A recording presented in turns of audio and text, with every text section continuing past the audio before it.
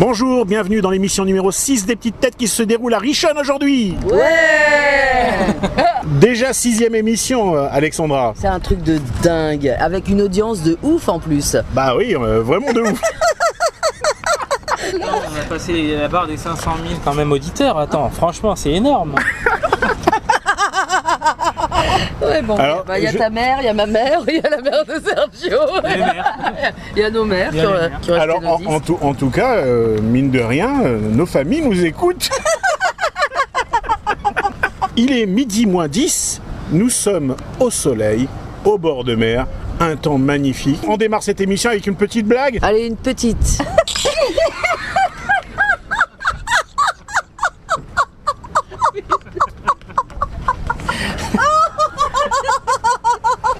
Les petites têtes sont fumées aujourd'hui. Bon, moi j'en ai une petite, je vais démarrer. Non, il faut dire que ça dure depuis hier soir.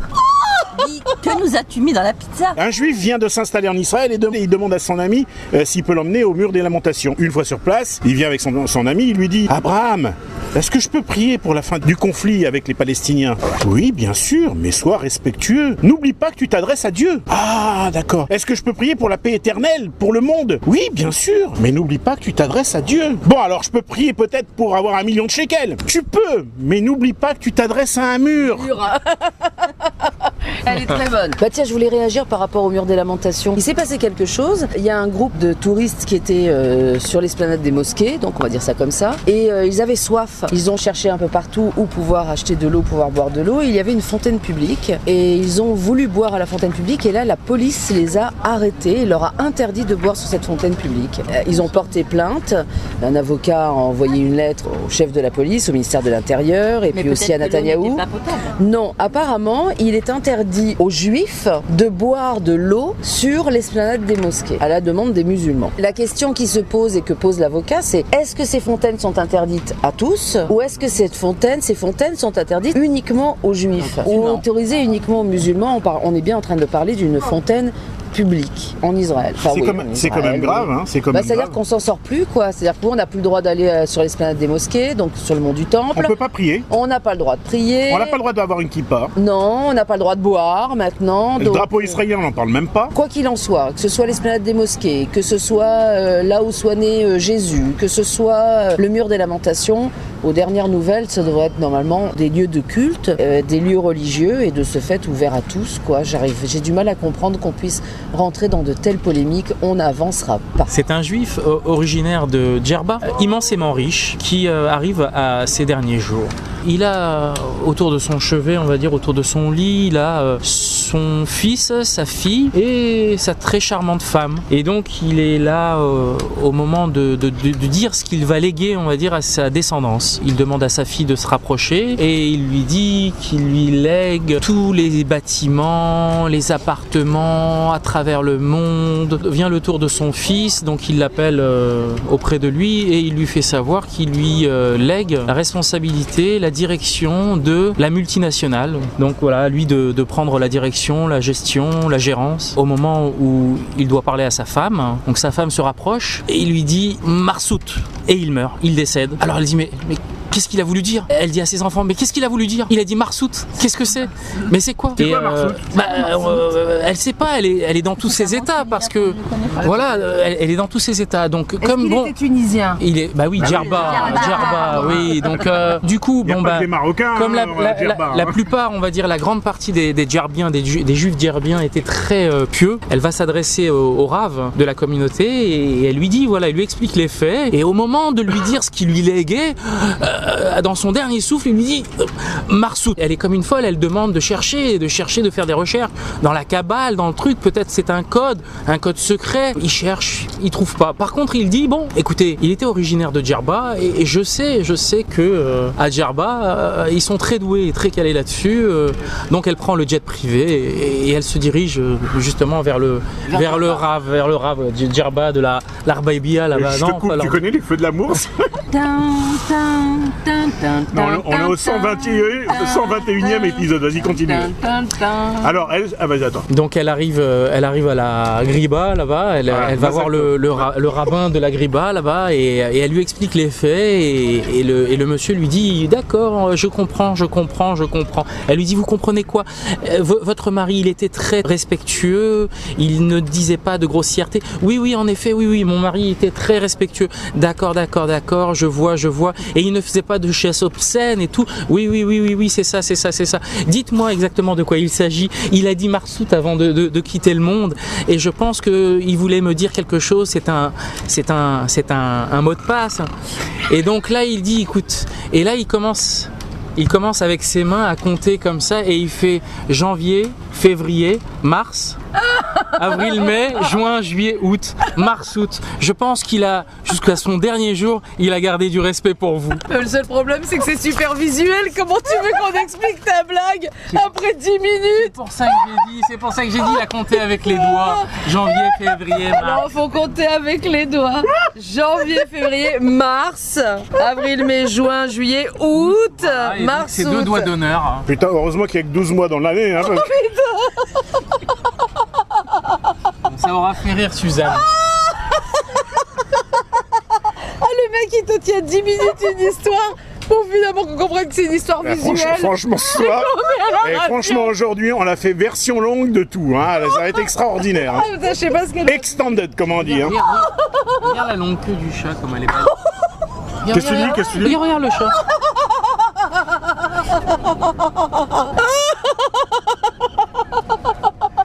Suzanne ne reste pas trop au soleil là. Suzanne elle pleure de rire. Oh c'est nerveux. Putain, on va pas y arriver. Je n'apporte pas à cette émission. Quel bordel. Oh c'est n'importe quoi. Heureusement qu'il n'y a pas Lisa. Guy, si on parlait d'actualité. Répète-le.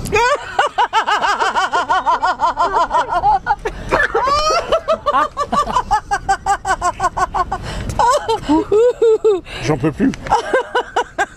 Guy, si nous parlions un peu d'actualité. On va essayer.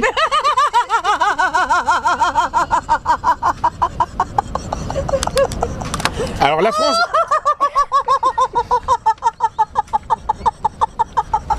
Arrête.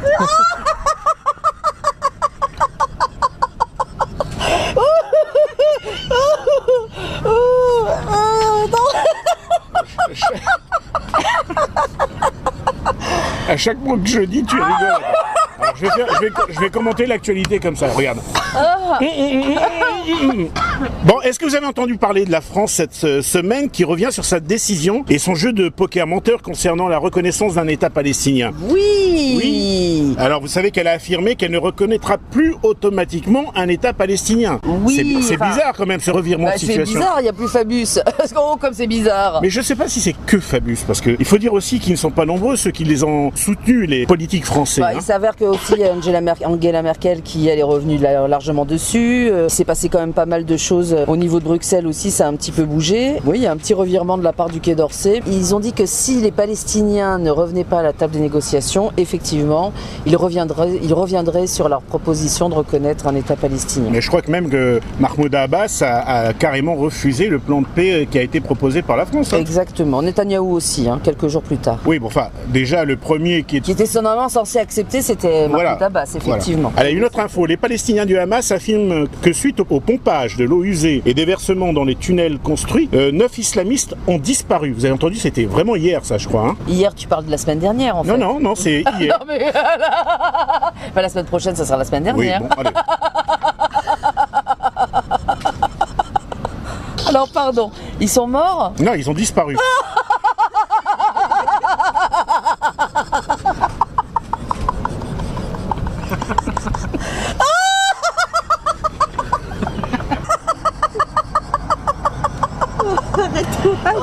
Et il faut dire qu'ils sont plus très nombreux à se porter volontaires pour soutenir justement le Hamas dans les tunnels.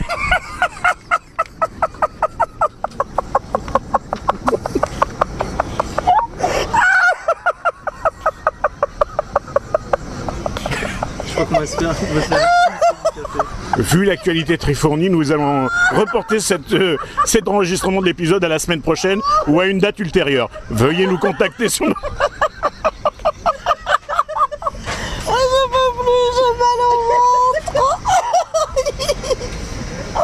Suzanne, tu dis...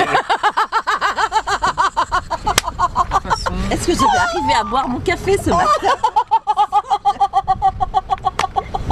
Vous savez qu'en Israël, il y a des problèmes avec la poste. C'est-à-dire, c'est pas toujours... 3 semaines, non? Voilà. Il y a même une personne qui vient de recevoir, après 20 ans, une invitation de mariage. Il a eu le temps de se brouiller, non?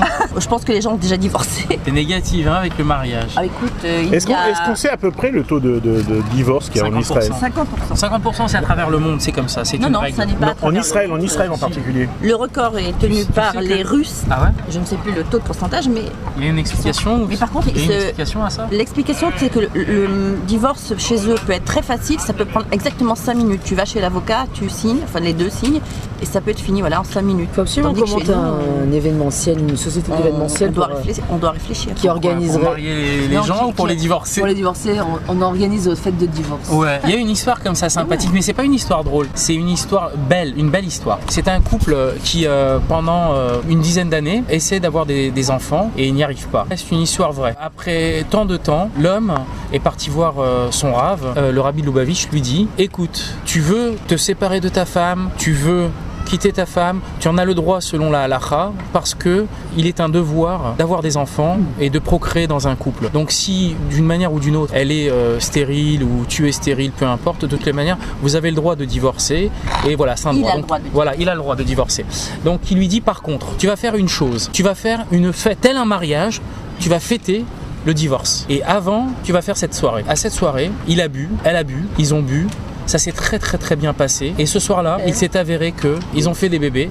Ils ont couché ensemble.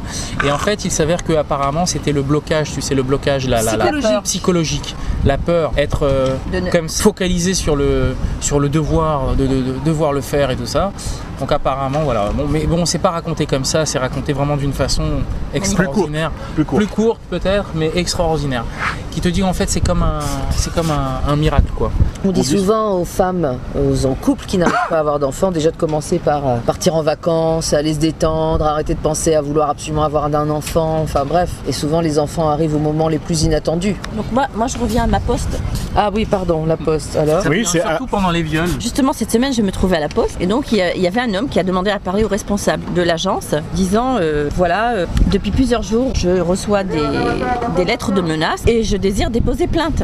Et le responsable lui dit mais c'est très grave ça, c'est même un délit. Et savez-vous qui peut vous les avoir expédiées? Oui, elles viennent toutes du service des impôts. Elle est mignonne.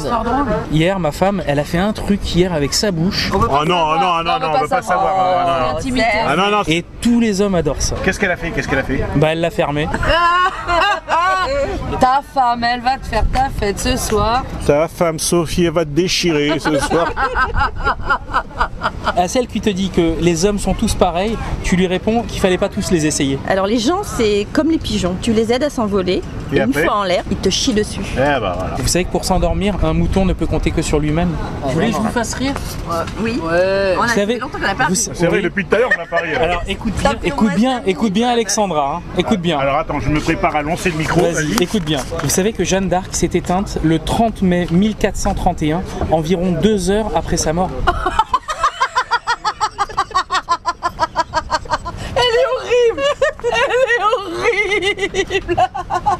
On n'a pas compris. Elle est horrible. Je t'ai brûlé là, hein. Ouais, elle voulait un truc qui va de 0 à 100 en 2 secondes, je lui ai offert une balance. Les seins des femmes sont la preuve qu'un homme peut se concentrer sur 2 choses à la fois. Ma femme...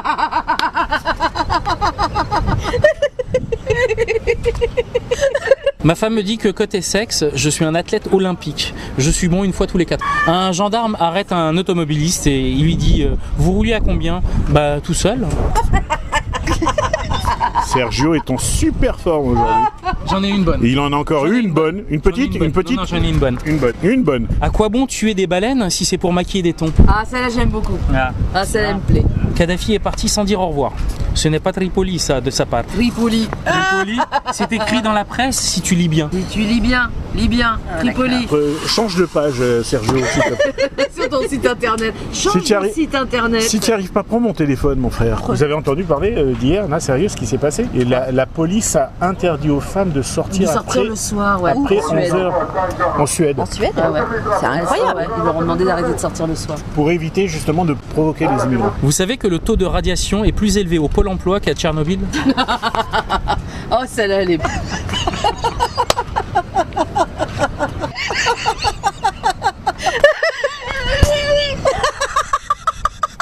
J'avais jamais entendu son rire.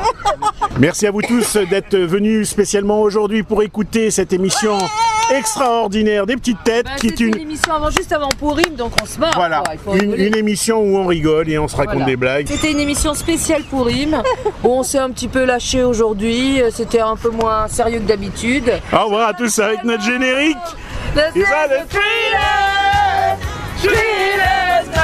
chante. Il bave. Alors moi, mieux vaut être. Mais c'est fini, l'émission est finie. Mieux vaut être. Mieux vaut être une vraie croyante qu'une fausse sceptique. Un peu plus, j'ai la tension qui est montée là. Attends. Elle est finie, on t'a dit, Sergio. C'est impossible. Bon, attends, je lui coupe, attends. Bye à tous, à bientôt.